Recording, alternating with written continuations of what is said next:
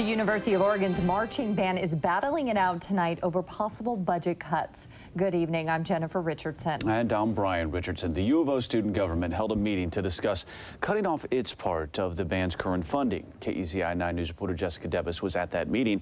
She's live with our top story at 11. Jessica? Guys, the student government wants to phase out using student fees to pay for the band.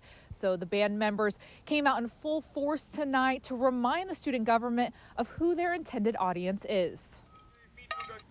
Instead of filing onto the field, U of O band members marched into its annual budget hearing meeting, fired up about a possible cut to their funding. We aren't necessarily just the soundtrack for the teams, rather the voice of the students. But the student body government is singing to a different tune and believes students should not be responsible for picking up the department's tab. Student leaders feel expenses should be the task of the athletic department or administration. Right now, student fees cover $150,000 of the band's operating budget.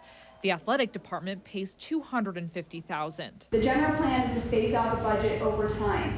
In theory, the ASUO would fund the Oregon athletic bands a little less every year, until we are only funding those services which we feel directly contribute to the student experience. The band says a cut to the budget would be detrimental to its operation.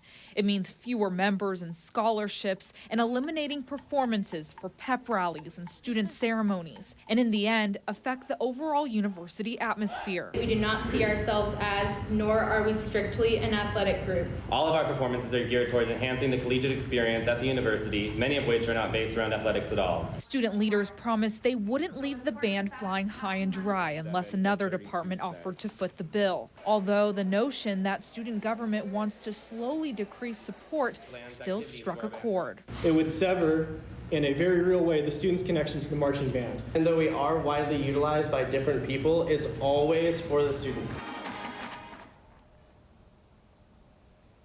Now, the band tells me they still have a firm commitment to resolve these funding issues with student leaders, because right now there really isn't another source for that $150,000 part of the budget.